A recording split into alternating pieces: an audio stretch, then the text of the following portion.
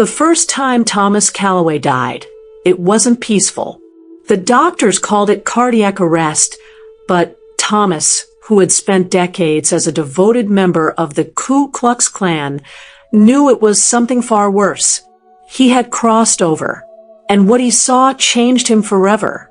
Born in rural Alabama in 1953, Thomas Calloway grew up in a home where hate was a tradition. His father was a Klan leader. His uncles attended rallies as religiously as they attended church. And by the time Thomas was 17, he had already participated in cross burnings and intimidation tactics against black families moving into predominantly white neighborhoods. To him, it wasn't personal, it was heritage. That's what they told him.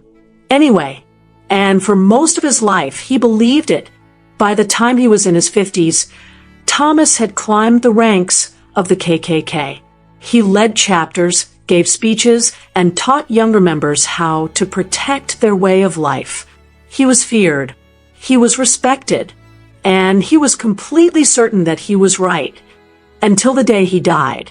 It happened in a Walmart parking lot. Thomas had just finished berating a black cashier for what he thought was a lack of respect when his chest tightened.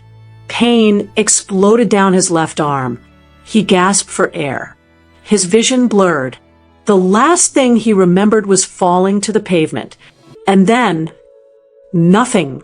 Or at least, nothing he could recognize. When Thomas opened his eyes, he wasn't in a hospital. He wasn't in the warm glow of heaven. He was somewhere dark, somewhere suffocating. Shadows twisted around him, whispering voices slithering into his ears. But there was one voice louder than all the others, an authoritative, commanding voice. You have spent your life in blindness. Now, you will see. A force yanked Thomas forward, and suddenly he was no longer in the abyss. He was standing in a cotton field, but he wasn't alone. Before him stood hundreds, no, thousands of black men, women, and children. Their faces bore sorrow, pain, and something else Thomas couldn't identify. Some of them looked familiar. Faces he had mocked, spat at, threatened. Faces he had helped destroy. And then he felt it. A burning sensation seared across his back. His wrists ached as if bound by iron shackles. Hunger gnawed at his stomach. Thirst clawed at his throat. The air filled with the scent of sweat, blood, and despair. He fell to his knees, gasping. He was living their pain. When Thomas woke up, he was in a hospital bed, doctors hovering over him, his heart miraculously beating once again. But something had changed. He wasn't the same man. He couldn't be. The moment he was discharged, Thomas did something no one expected. He left the Klan. He cut ties with the people he once called brothers. He sought out black pastors, black activists, and black community leaders not to argue, not to intimidate, but to listen.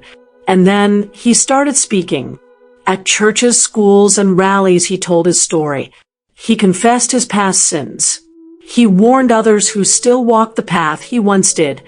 But most importantly, he delivered the message that had been seared into his soul in that dark, suffocating place. I was wrong. We were all wrong. And if we don't change, if we don't let go of this hate, we will suffer. Not in ways we can imagine, but in ways we will never escape. Some called him crazy. Some called him a liar. Others, especially those in his former circles, wanted him dead. But Thomas didn't stop, because he had seen what waited for those who lived in hate, and he knew beyond any doubt that he had been given a second chance for a reason, and he wasn't going to waste it. Thomas Calloway came into the world in a place where the air was thick with tradition, the land was rich with history, and hatred was as much a part of daily life as the rising sun. His father, a staunch believer in the ideals of the Ku Klux Klan, saw his son's birth as an opportunity to pass on the legacy of their ancestors. By the time Thomas could walk, he was already being primed for a future steeped in bigotry. His childhood was filled with Sunday dinners where hushed conversations revolved around purity and protection. He was taught to revere the past, to uphold what his family saw as the natural order of things. His father, Robert Calloway, led clan meetings in the same barn where Thomas once played hide and seek with his cousins. The same men who patted his head and ruffled his hair were the ones who put on white hoods when the sun went down. By the time he turned 17, Thomas had already taken part in acts meant to intimidate those his family saw as intruders. He had stood by as crosses burned in the yards of black families who dared to move into white neighborhoods. He had watched his father and uncles terrorize families under the cover of darkness, and though a part of him hesitated, though a flicker of doubt sometimes crept into his mind, he did as he was told because he had never known anything different. But life has a way of shaking foundations, even the ones built on centuries of prejudice. It started with an encounter he never expected. One summer evening, while working at the local hardware store, Thomas found himself face to face with James Carter, a black man who had recently moved to town with his family. James was older, a war veteran, and carried himself with quiet dignity. He walked into the store looking for a specific set of tools, and Thomas, despite everything he had been taught, found himself assisting him without the usual sneer or dismissive attitude his father would have expected. James spoke to him not with anger or fear, but with kindness. He asked about Thomas's future, about his plans, about whether he had ever thought of leaving town. It was the first time anyone had asked Thomas what he wanted. He stammered out a reply, caught off guard by the simple act of being seen as something other than an extension of his father's beliefs. A seed was planted that day, one that would take years to grow. Slowly, Thomas began to see the cracks in the world he had always known. He started reading books that were not allowed in his house, listening to conversations he once would have ignored. He watched how James and his family carried themselves with strength despite the hostility they faced every day. He saw courage where he had been told to see weakness. He saw humanity where he had been told to see the other. The breaking point came one night in the autumn of 1972. His father and a group of men had planned an action, one that involved setting fire to a newly built black church on the outskirts of town. Thomas was expected to go along, to take his place among the men he had grown up admiring. But something in him rebelled. As the men gathered their torches and prepared to ride out, Thomas felt a weight settle in his chest. He couldn't do it. With shaking hands, he left the meeting, ignoring the shouts of his father and the jeers of his cousins. He drove away that night and never returned home.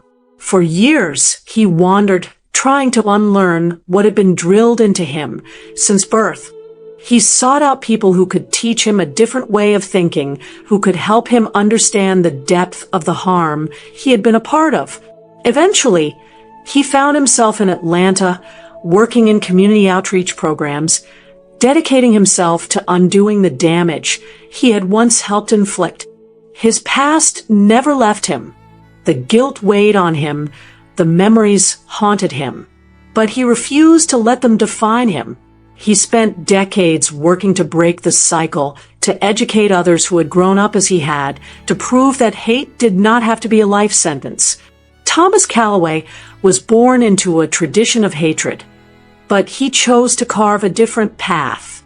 And in the end, that choice, made in the face of everything he had ever known, was what truly defined him. Thomas Reynolds had spent his life believing he was better than most. Not because of wealth, he wasn't particularly rich. Not because of accomplishments, he had few. But because he had been raised to believe that respect was something owed to him, simply for existing. So when the young cashier, A black woman with tired eyes and a name tag that read Maya asked him to repeat himself in a tone he thought was too sharp. Something in him snapped. "Are you even listening?" he barked. "God, it's people like you." Maya's jaw tightened, but she said nothing. Thomas took that as a sign of defiance, not patience. He continued his tirade, throwing in words he had long stopped considering offensive, words that made the white couple in line behind him shift uncomfortably. The man behind Maya, a shift supervisor named Andre, had started walking over. But before he could intervene, Thomas had finished his transaction with a huff, grabbed his plastic bags, and stormed out. And then, just as he reached his truck, his chest clenched like a fist. The pain was like nothing he had ever felt before. A crushing weight pressed down on him, as though the anger inside him had manifested into something real, something deadly. His left arm went numb. His breath came in short, pitiful gasps. He stumbled. His vision swam. Then the pavement rushed up to meet him. Darkness. When he came to, the first thing he saw was Maya. She was kneeling beside him, her fingers pressing into his wrist, feeling for a pulse. Her face hovered above his, the parking lot lights casting a halo around her curly hair. She was speaking, but he couldn't quite make out the words. Other voices. A crowd. Someone was on the phone. Ambulance on the way. "Stay with us, sir." His mind screamed in protest. Why was she helping him? Why was she even touching him? He didn't deserve her help, but she didn't seem to care about what he deserved. He tried to say something, tried to push out words of pride, of dismissal, of anything, but all that came was a strangled wheeze. Maya didn't flinch. She simply nodded, as if she understood. A few minutes later, the paramedics arrived, pushing her aside gently. The last thing Thomas saw before they loaded him into the ambulance was Maya standing there, arms crossed, watching. Not with anger, not with triumph, just watching. He spent 3 days in the hospital. The doctors told him he had a massive heart attack. "A few more minutes and you wouldn't have made it," one of them said. He barely listened. His mind kept circling back to the Walmart, to Maya, to the way she had knelt beside him, unbothered by the words he had spat at her only moments before. The day he was discharged, he found himself driving back to that same Walmart. Maya was there, behind the register. Her eyes flickered with recognition when she saw him, but she said nothing. Thomas swallowed hard. His hands felt clammy. He stepped forward. His voice cracked. He cleared his throat. "I wanted to say, thank you." Maya tilted her head, studied him. Then, slowly she nodded. Thomas nodded back. It wasn't enough. It wasn't nearly enough. But it was a start.